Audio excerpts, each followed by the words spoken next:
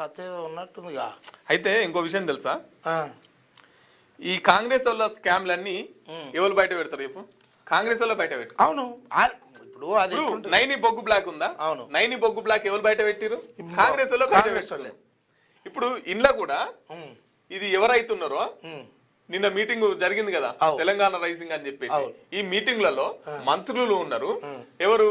Duddilla CR బాబు ఉన్నారు, తర్వాత పొంగులేటి గారు ఉన్నారు, పొంగులేటి గారి కొడుకు కూడా ఉన్నారు, తర్వాత ఎవరైతే ఆంధ్ర ఎంపీ ఉన్నారో ఆయన కూడా ఉన్నాడు. ఎందుకు వీళ్ళంతా ఇక్కడ కూడిరు? దీనికోసమే.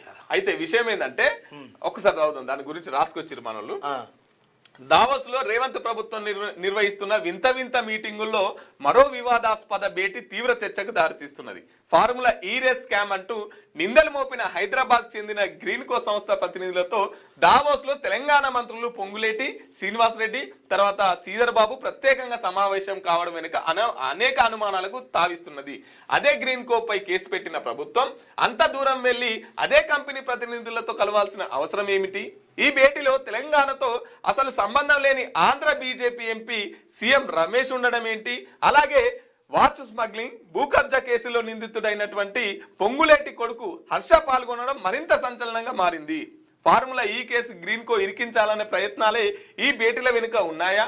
బెదిరింపుల సెటిల్మెంట్ లో భాగంగానే మంత్రులు దావోస్ లో చేరి దందాలు సాగిస్తున్నారా? పెట్టుబడుల ముసుగులో విదేశాల్లో కూడా సెటిల్మెంట్ రాజకీయాలు నడుస్తున్నాయనే అనుమానాలు మొదలయ్యాయి.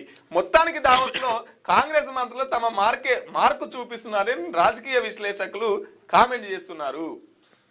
ఇది అనుకుంటుర్రు అంతే, ఇదే నిజం అని చెప్తలేరు, ఆ రకంగా ఆలోచిస్తున్నారు. ఇదేమన్నా జరుగుతుందా?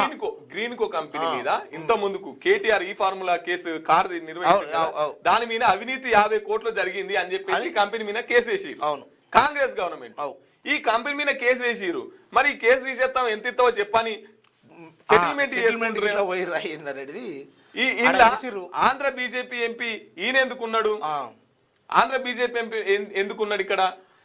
పొంగులేటి కొడుకు ఎందుకున్నాడు ఇక్కడ?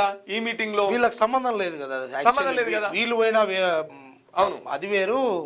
సో ఇదేదో కథ ఉన్నది, వీళ్ళు సెటిల్మెంట్ మాట్లాడుకుంటారు అని చెప్పేసి బయటకు వస్తున్నటువంటి విశ్వసనీయ వర్గాల మాట. రైట్, అట్లా కాంగ్రెస్ వాళ్ళ స్కామ్లన్నీ వాళ్ళే బయట పెట్టుకుంటారు.